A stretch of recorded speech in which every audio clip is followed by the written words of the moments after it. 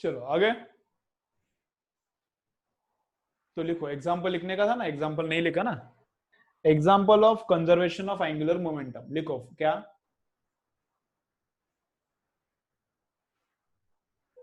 Rotation on swell chair, rotation on,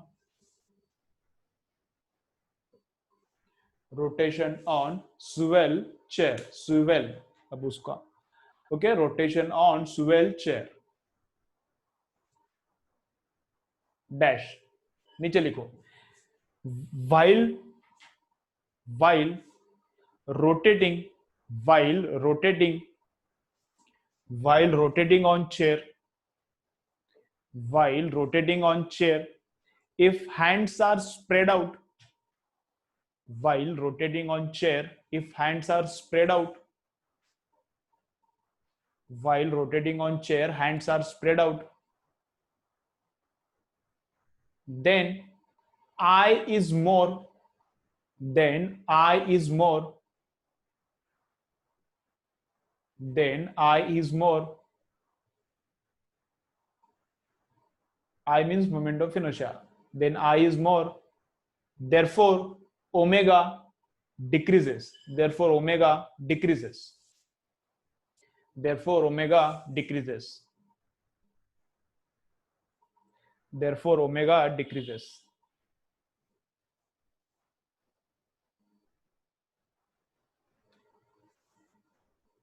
Full stop. If hands are brought towards the body, if hands are brought towards the body, if hands are brought towards the body, then I decreases, then I decreases, then I decreases, therefore omega increases, therefore omega increases, ठीक है, therefore omega increases.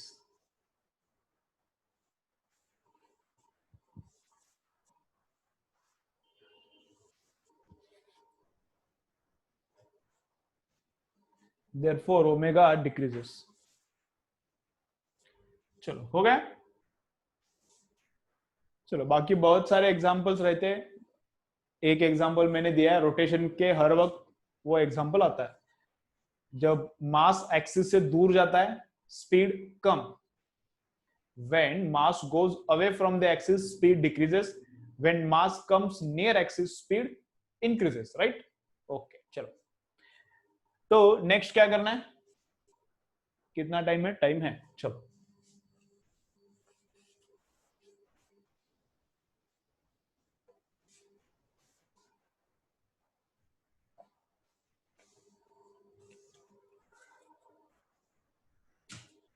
Okay चलो, next क्या करना है अभी, next L bar is equal to I omega bar, इसका proof, L bar is equal to I omega bar, इसका proof.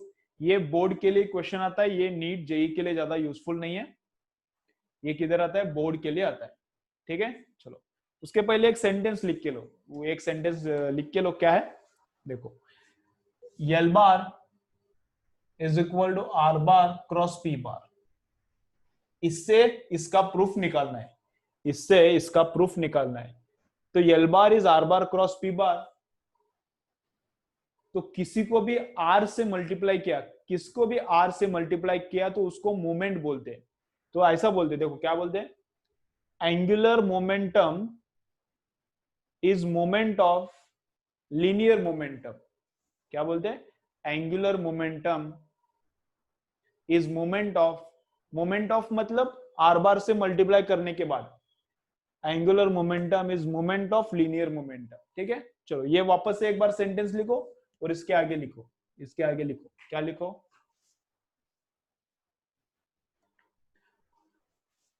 Angular momentum, angular momentum, angular momentum, इसके आगे लिखो, angular momentum is moment of linear momentum,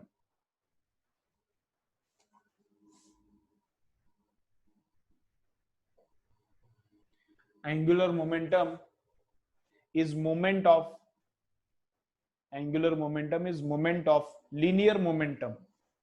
ठीक है, angular momentum is moment of linear momentum.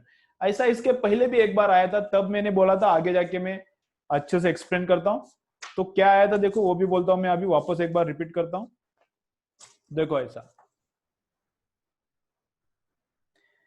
अगर centre of mass origin पे है, properties note लिख के दिया था सेंटर ऑफ मास का, उसमें बोला था अगर सेंटर ऑफ मास ओरिजिन पे है तो क्या, मोमेंट ऑफ मासेस,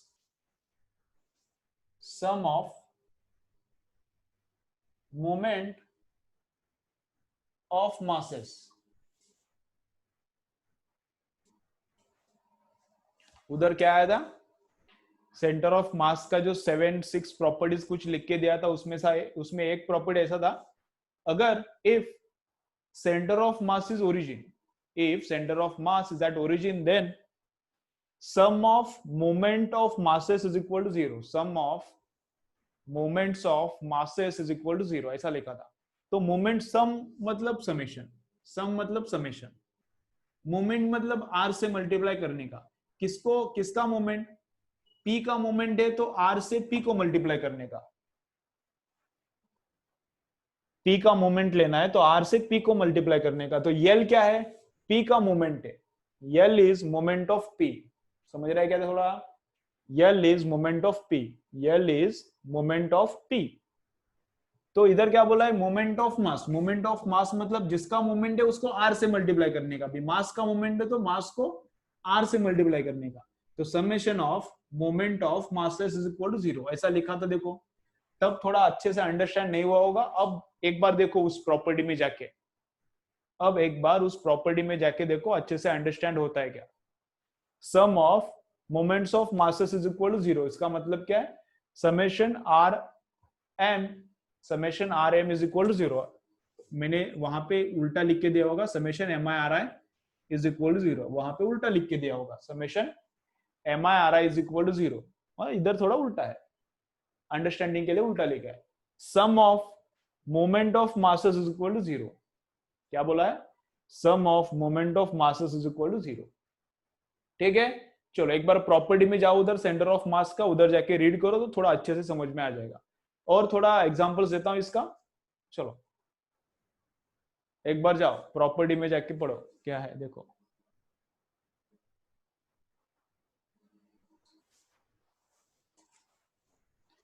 ये कौन है रे, 1YEG, नाम डालो नहीं तो भागो इधर से.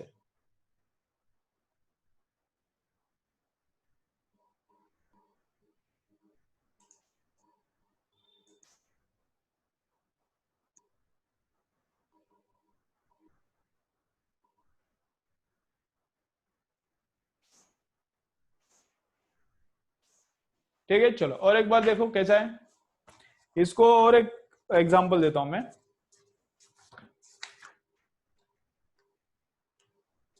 देखो टॉर्क को ऐसा लिखते हैं, टॉर्क को are bar cross F bar लिखते हैं.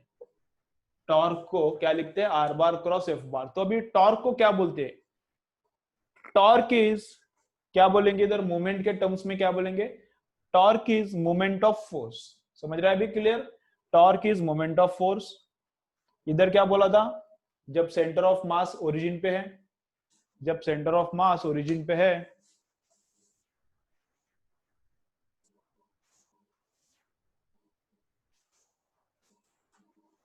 जब सेंटर ऑफ मास ओरिजिन पे है तब क्या बोला था,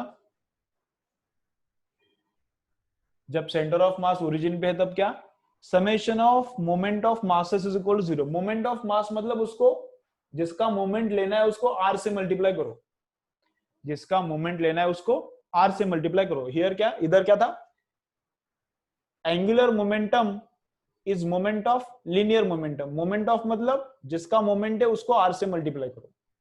इधर लिखा है, इधर एक बार तुमको याद दिलाए, रीड किया. अभी ये भी लिखो, अभी ये भी लिखो, ऊपर लिखो, लेकिन ये टॉर्क का भी अपना पॉइंट नहीं चल रहा, टॉर्क का पॉइंट कल परसों आ जाएगा. तो ये ऊपर लिखो, नोट करके ऊपर लिखो, पेज के ऊपर एक जगह पे सब रहेगा तो याद अच्छे से रहेगा. तो टॉर्क को क्या बोलते हैं, लिखो, torque is moment of force. Torque is moment of force, चलो लिखो, torque is moment of force, torque is moment of force.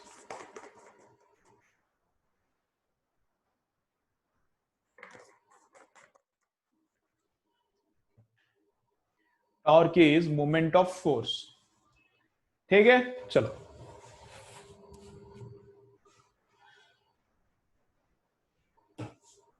अब इसका प्रूफ है, एंगुलर मोमेंटम का प्रूफ है, आज टाइम नहीं है, कल देखेंगे, ठीक है। तो आज के लिए होमवर्क क्या है, आज के लिए होमवर्क मोमेंट ऑफ इनर्शिया का जो भी बीट है 40 न्यूमेरिकल से, शायद 40 50, देखो कितना है अभी, अभी वो मेरा बुक बंद हो गया तो बाद में देखो तुम लोग कितना न्यूमेरिकल से, जितना है उतना सॉल्व करो, ठीक है। पढ़ाई करते रहो, पढ़ाई करते रहो, जितना पॉसिबल है उतना अच्छे से, जितना टाइम मिलता है उतना पढ़ाई करो, टाइम पास मत करो, ठीक है। आज का होमवर्क है मोमेंट ऑफ इनर्शिया सॉल्व करो। ओके ठीक है, चलो कुछ डाउट है तो बोलो, नहीं तो भागो।